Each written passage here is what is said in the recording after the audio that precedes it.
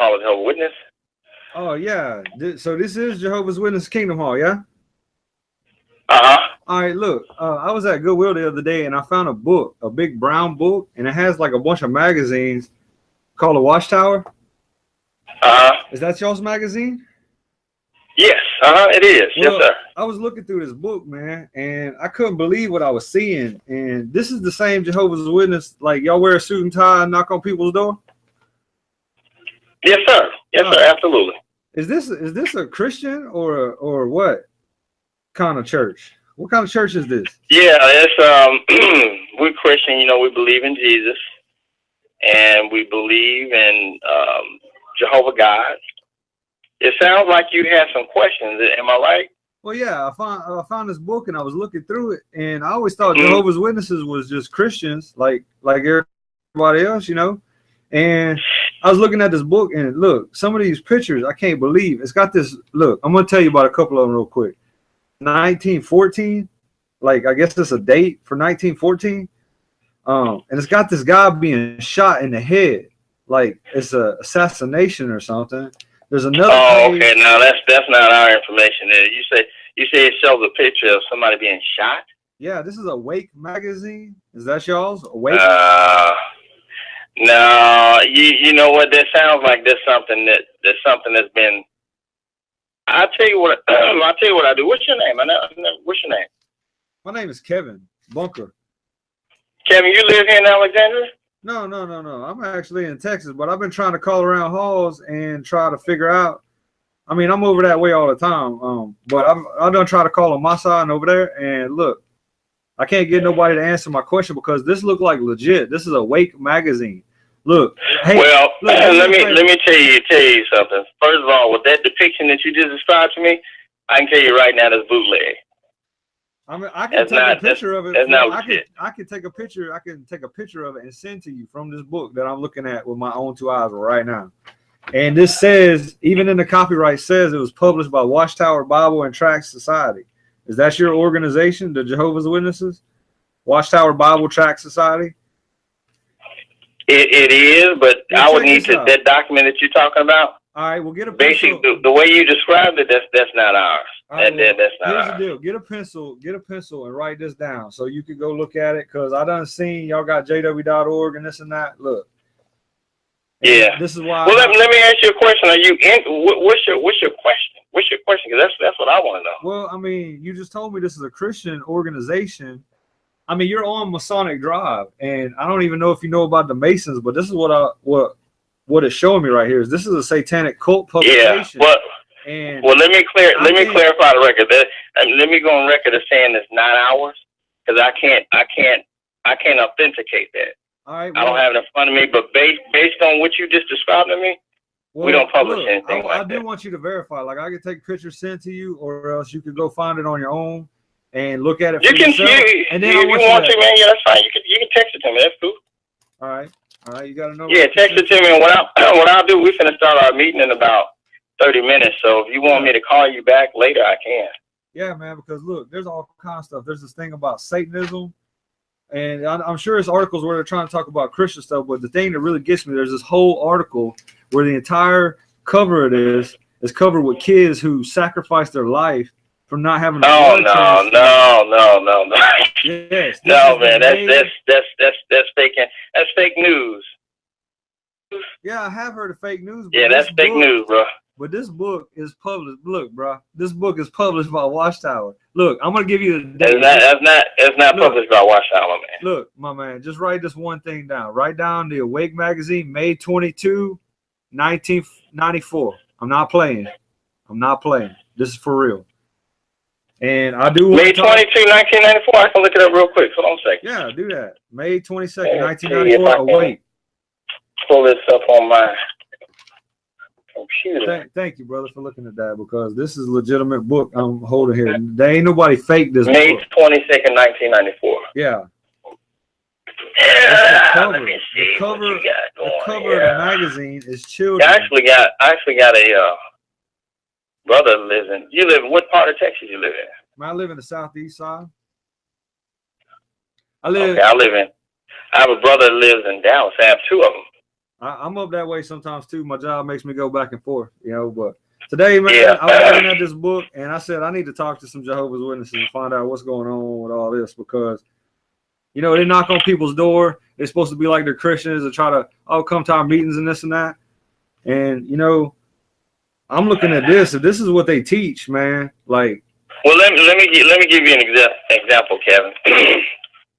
You have people, for instance, let's say somebody said, I know Kevin, and you may say, well, I never saw that guy in my life. But they may say, well, Kevin, man, I can tell you, Kevin, I heard this about Kevin, I heard that about Kevin. Kevin's a bad person. But until you sit down and you talk to that person face to face, there's no way you can know who he is. So that's the same way with what you have in your hand. Man, there's all kind of stuff floating out there. If you want to see a false story, go to the internet. All right. Well, I'm not on the internet. I'm in a book. I'm in a book. I'm not on the internet. This isn't some website where they can say whatever fake news they want. Like, this is a legitimate book printed by Watchtower. I mean, like, and this is what I'm really trying to understand. I mean, I can ask around if there's some other witnesses. If you want me to ask around and get a second opinion on this, I understand. But I mean, I was just like, no. I want you. Listen, you call the right person. You send me that information. Let me give you my number. All right, I'm ready. I got a pen right here. Yeah, just text me that article. All right, and what's your name? And then I'll do and put your information in there. I will. I'll send you a photograph of it for sure. What's your name, Bob? David. And what's your name again? Kevin what? Bunker. Bunker. Bunker. Okay. All right. All right, good deal, man. Well, look, send that to me, and I'll do it right. I'll get with you after our meeting today. I'll call you. All right, later, bro. All right, bro. Bye-bye.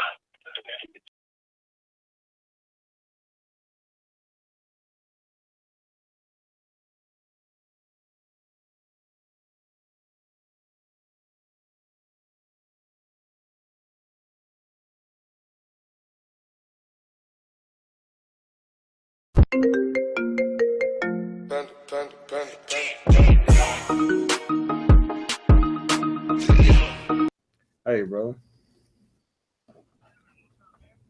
Not a whole lot. How you doing today? Trying to get situated, man, and I just got back to the house just a couple minutes ago, but well, look, I was being a little tardy there, bro. I don't want to take up too much of your time, but you remember our conversation earlier, yeah? Yeah, man. So I verified those articles. Yeah. And those were printed by us. They certainly were, man. So what do you? So you tell me what questions you have. Maybe we can take them one at a time. Well, actually, in looking through this, you told me to get a list of questions. So I was looking at all different kind of stuff. And really, I just got three scriptures I want to ask you about, because I know you're really about Bible and all that. I mean, I read the website. I get it. But yeah.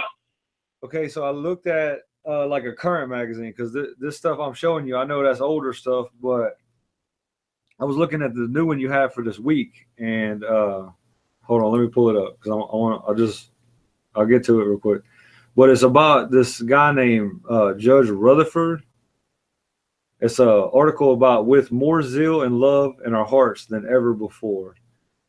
And in this article, they say this, he used to be the president. He says, behold, the king reigns. You are his publicity agents. Therefore, advertise, advertise, advertise. And I guess one of the questions is, do you view yourself as a publicity agent for the king, or? Oh man, I think that article you quoting from. Now, what article are you looking at now? It's called "With More Zeal and Love in Our Hearts Than Ever Before." It's from this. Yeah, what year was it?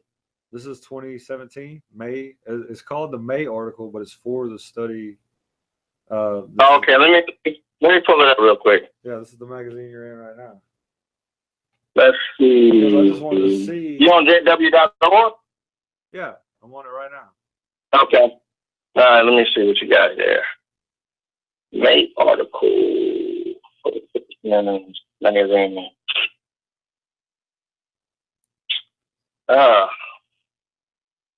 it's Awake or Watchtower? Which one? Watchtower. It's called the May. It says May 2017. Okay. And it's the very last article on there. What's the cover of it? What does the cover say? I don't know. This is July. This is June. I think I got it. Hold on a second. I think I got it. Let me look into this website's a little confusing. Well, okay, so I found. Okay, what was the last article? What was it saying? It's talking about Brother Rutherford. It's like on the 1, 2, 3, 4, 5, 6, the fourth paragraph down, number 4. He says, "Behold, the king reigns. You are his publicity agents. Therefore, advertise, advertise, advertise." Mm-hmm. There was some other. So, what's your question? All right. Well, there's a scripture I wanted to bring up too. If you have a Bible available in Deuteronomy, because all the questions I have really have to do with your understanding of Scripture about, I mean, what these things say, and I mean, okay, Deuteronomy 18, verse 20. Are you real familiar with this? Yeah, let me pull it up real quick. Hold on a second. Are you reading from King? What Bible are you reading from? Well, on jw.org, they have this New World Translation. It's a gray one. Okay. Yeah, I can read. I was gonna say I can read from yours. So Deuteronomy 18, verse number. Tell me again. 20. Okay. Almost there. Give me just a second. I'm on my phone, so. Well, it's all right. Actually, what they were talking about, Brother Rutherford, he built this mansion out in San Diego called Bessarim, and he had said that the prophets of old were going to be resurrected in 1925, and they would get to live in this mansion. But in 1925, there was no prophets, but he just moved in the house and lived there till he died. But anyway, this scripture is what I really wanted to understand. Okay, go to which scripture? Deuteronomy 18, what? Deuteronomy 18, verse 20. Okay, let me go to it real quick. Let's see. If any prophet presumptuously speaks a word in my name that I did not command him to speak, or speaks in the name of other God, that prophet must die. Okay, so what's your question? Well, I mean, my real question is I mean, how can he make a prophecy like that, and not come true? But I mean, there was other scriptures too, like Leviticus 17:15. And I mean, like I said, let's stick with Deuteronomy for a second, Kevin. All right. So Deuteronomy 18:20. That scripture there. Now, first of all, Brother Rutherford wasn't a prophet. He basically was just a Bible student, just like you and I. Somebody who was studying the Bible. In fact, he started off, studying the Bible and researching, and he had a lot of things he studied and he had misunderstandings with. But he certainly doesn't represent a prophet. Well, that material that you read was actually something that the scriptures. It was a warning that Jehovah gave to the Israelites to them against apostasy. So you had false prophets going around saying things that weren't true. Well, kind of like, well, the warning he gave them. Well, I guess that's the point I'm trying to make, because in this article that we're talking about in the Watchtower, it talks about how Judge Rutherford had these huge conventions and lots of people there, and that he had a thunderous voice and talking to them, and that he would tell them to go and advertise. And what they were advertising for, they took money to build Bessarim. And he told everyone that they were going to be resurrected in 1925. And this is where my question is, that it really is the role of a prophet? Well, the truth of the matter is, Brother Rutherford wasn't a prophet. And let me ask you this question: is there any perfect? No, you said it. Is there anybody that you know on the earth today that's perfect? Oh, well, no, and I totally understand where you're coming from that, but I mean, I actually have a couple other scriptures I would just like to leave you with real quick, if you can just help me understand how Watchtower views it.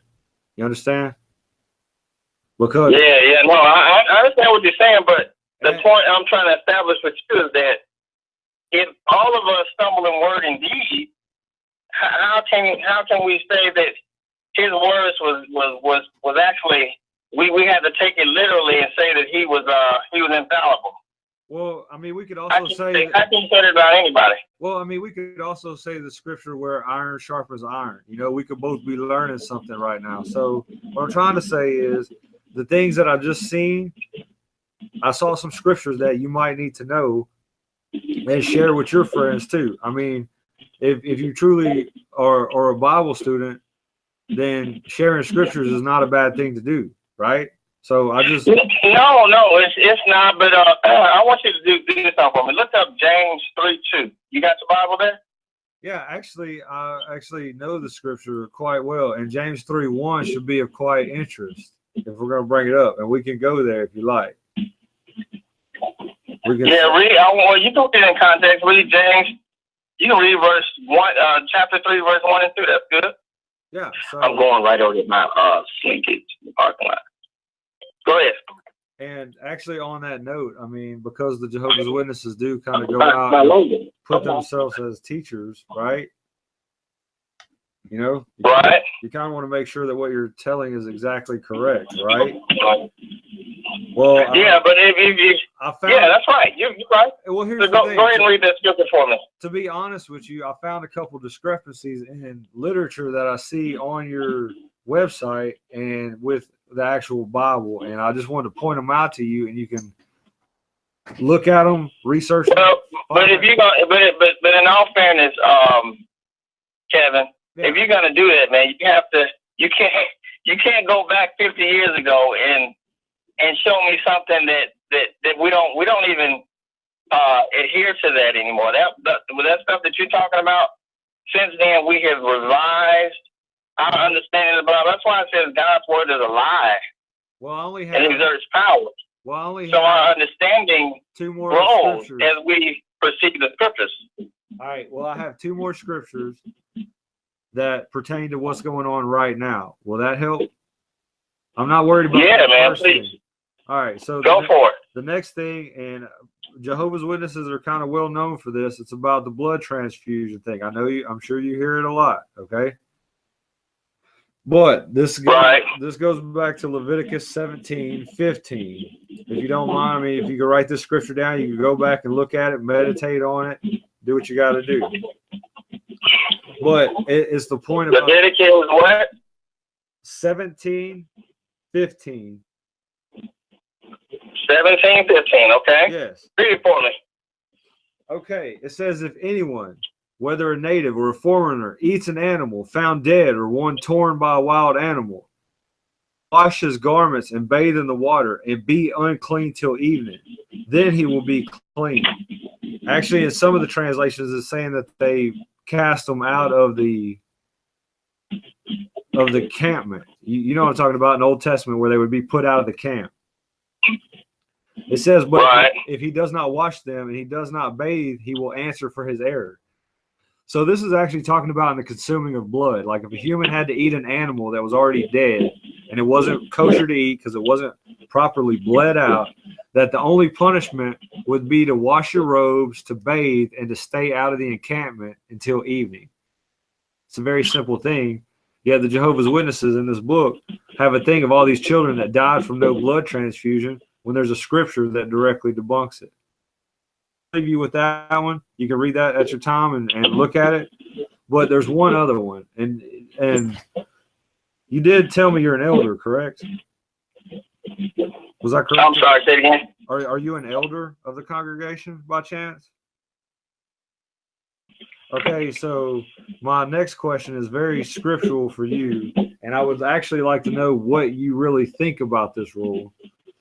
Kevin, before you jump to that, what we want to try to do is stick to one question, okay? Okay. Well, and what that allows us to do is to compare it to Scripture, and it'll allow us to get a better understanding of what you're asking about. So you had a question about blood, correct? The question is kind of answered itself with the Scripture, and it's kind of like until this Scripture is acknowledged through a watchtower, there's really no resolution to that. And I know you're not in charge of that. I just wanted to bring this discrepancy to your attention. Kevin, what I'm going about with you is the Bible. I'm not concerned about the watchtower. Right? What I want to do is go to the Bible with you. Okay, and that's so your question was about blood. Right. And I understand, but at no point in the Scripture does it really ever become a mortal sin unless you do certain things. I mean, it's a very Old Testament kind of thing, but I mean, we can even look to the New Testament. I mean, where it's plainly written that it's not what goes into a man's mouth that defiles him, but what comes out of it. So, and, there's plenty of examples of where you were in a foreign land and you would eat things that were normally against the Jewish customs. You would do that so as not to offense them, so as to better be able to spread the gospel, correct? I mean, the Scripture over and over tells us this. So okay, so anyway, so what we have to understand then, there's a difference between a law and a principle. Can you tell me the difference between a law and a principle? Take a left. Well, I mean, if we really wanted to break it down to brass tacks, the law has to be etched in stone. A principle should be common sense, we would think. But actually, the next question really had to do with what should be a common sense type thing, but the organization seems to have a different say on it. All the way around. And okay. And I'm gonna just leave you with the Scripture, and you can do with it what you want, brother. Okay. And it has to do specifically with the shepherding the flock book. And the Scripture for you is Deuteronomy chapter 22, verse 25 through 27. Is there any way you can make a note of this? You said shepherding the flock of God. Yes. How do you know about that publication? I know the fact that you're asking me how I know about that publication should let you know right now where this conversation is. But I'm only coming at you with the Scripture. But Kevin, hold on just a second, Kevin, because you hadn't let me speak the whole time. All right. I don't understand. But here's the deal. If you really want to study the Bible, then you need to have you know what the Bible says. You have to prepare your heart. But right now, it seems almost like you're in a debate with words. See, I knew it would come down to this, but actually, I just want to leave you with the Scripture to look at, and it's being received with hostility. Okay, I'll look at it. No, it's not a problem, man. Hey, I even just go ahead. Which is Scripture? Okay, it is Deuteronomy chapter 22, verses 25 through 27. And you know what? If you feel this is too hostile right now, we can hang up. You can read these Scriptures and meditate. No, I don't want to hang up. I don't want to hang up. Deuteronomy 22, what? 22, 25 through 27. Okay, go ahead. Okay. Well, and I'm not trying to push nothing on you. I would just like to make sure you're fully informed of Scriptures, because in going through Watchtower, I see that they don't cite certain ones that would be quite pertinent to make sense with context. And it's not to debate. It's not to debate. Thank you. It's just matter of fact. All right. Get you back on the floor. All right, hold on, Kevin. I'm trying to find the notes here. Hold on one second. All right. All righty. I got it. Go ahead. All right. Hold up. Let's see. We're on jw.org.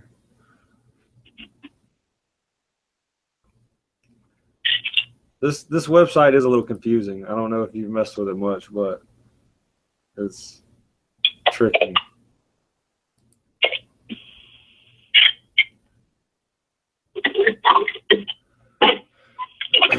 It says, if, however, a man happened to meet the engaged girl in the field and the man overpowered her and lay down with her, the man who lay down with her is to die by himself, and you must do nothing to the girl. The girl has not committed a sin deserving of death. This is the case is the same as when a man attacks his fellow man and murders him. For he happened to meet her in the field and engaged the girl's scream, but there was no one to rescue her.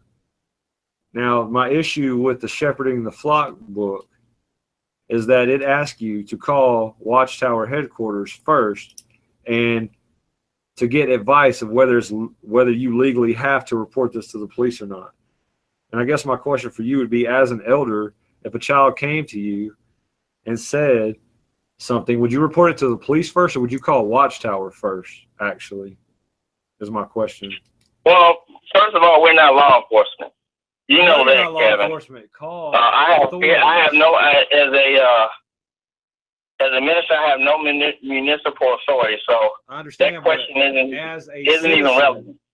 As a citizen, in some states, you have a legal obligation to call the authorities to deal with this. So if a child came to you in your congregation and said this, would you, in fact, call Watchtower headquarters? And if they told you to do nothing about it, would you listen to Watchtower? Or would you listen to your gut instinct to call the authorities and let them deal with it? That's my only question to you. Well, That's it. Let me use myself for an example. I have a 14-year-old son. Let's say he came home and he said, "Dad, I've been raped." Do you actually think I would go to the congregation and ask for advice? That doesn't make sense. So what I would do is I would go to the authority just like any other normal person would, report the incident, and of course if the person is inside the congregation, then they have to be dealt with according to Scripture. But if you're talking about something that's totally outside, that has nothing to do with the church. Well, when you say dealt with according to Scripture, see, that's kind of where we still have an issue, unfortunately, because of how Watchtower handles that. Is that no, Kevin, if you have a person that's let's say a registered sex offender, let's just say he moves in your neighborhood. What does that sex offender have to do? Who does he have to notify? Well, yeah, he has to be registered. He has to notify everybody in the neighborhood that he moved into the neighborhood, right? He has to actually let them know. Same principle applies if a registered sex offender comes. Let's say he comes to a school, a church, anywhere. So if they have to let us know. They have to let us know that they're a registered sex offender, and we take appropriate measures just like anybody else. There's no difference. Does that appropriate measure mean informing the entire congregation? Is my question here too. Does that mean like making an announcement from the stage or whatever to tell everyone that, hey, this person here, we got a new person that's coming or something, and this person's been convicted, so take precautions with your kids? Is that what that means? Literally, is that what they do? It means just what I said it means, Kevin. It means if a person comes in as a registered sex offender, they have the responsibility of letting anyone know. That includes you, me. I don't care if it's a church or your neighbor. They have to let the person know that they're registered sex offender so that we can act accordingly. I mean, that's common sense. All right. Well, so what's your angle? Well, there is no angle really here, because I mean, I understand I really understand how the witnesses, after reading some of the stuff I've read online, how they kind of only trust. And just like you asking me, how do I know about that book? It's almost like it's a secret cult or something. And it's not a. First of all, it's not a secret. Well, can you walk into a government? Let me just ask you, but can you go walk into any business and ask to see their confidential file? Well, no, but I mean, like, this book is you can't. So why would you think you could do that with a licensed organization? I'm a business owner. If you came in and said, "Well, let me see your confidential file," you know what I would tell you? No. Well, when you say confidential files, that means like things with like business records, bank statements, stuff like that. We're talking about like a publication it's an internal document of rules and bylaws. And you know what? Some of this stuff supersedes what the actual law says. So yeah, I think there does come a justification for what is this document. You know, it's been made public. It's actually part of the court system already, which is how I came by it. It's through the Australian Royal Commission. It's part of evidence in court for how you handle these cases. And unfortunately, I know how you're telling me is all nice and well sounding, but there are thousands of cases slipping through the cracks. and they don't want you to know about it at all. So this is just a friendly call. There is no angle. Like, okay. I just, Kevin, it makes me feel better that you say. Let me stop you. Kevin, let me stop you. I honestly thought that you were really interested in trying to understand the Bible, but it seems almost like you're trying to find fault. That's why I encourage you to read that scripture earlier before you call. I didn't really have to try hard to find fault. I mean, I have 3 major scriptures that if you actually honest-heartedly look at. But Kevin, here's the problem. The Bible says in Proverbs, it says, one vacillating themselves becomes, they break forth in their own wisdom, and that's you. You're not really searching for the truth. What you're looking for is fault. If I wanted to pick apart your life, I could. But the fact of the matter is you're not searching for the truth. You're looking for error. And I'll conclude with this. Well, how about Matthew 5 says it says the same judgment that you're measuring after others, you will be judged by it. Well, in no way am I judging you here. I want you to meditate on that. Okay, I will meditate on that. But in no way am I judging you here. I'm actually trying not just to find fault, not just to pick apart anything. I'm trying to actually show you truths that you may not have been aware of. In all honest-heartedness. Like 2 Timothy 3:16 says, but why is it when I go to a scriptural principle, you won't allow me to explain it? Well, you're acting like I'm attacking you when I'm only trying to show you some scriptures that might help. But okay, the scriptures you gave me, not one of them have you allowed me to explain. What you're doing is you're going to a publication as your rule of thumb instead of the Bible. So if you want to compare scripture, that's different. But if you're coming to me saying something back in 1937, that's outdated. Okay, well, I'll tell you something else that's outdated, because Ecclesiastes 12:12 says, "As these, my son, be warned. To the making of many books there is no end, and much devotion to them is wearisome to the flesh. The conclusion of the matter, everything having been heard, is fear the true God and keep his commandments." Fear the true God and keep his commandments. Why do you need all these centuries-long publications? Keep printing publication after publication, just like Solomon admonished you to be warned about. Anyway, there's enough fault to find without even really looking, and this was just kind of a heads up in Royal Commission. And you really need to look into these things, brother. And we can talk about it more. I will always answer your questions, but you have no questions to answer for me. Thank you for your time, buddy. You want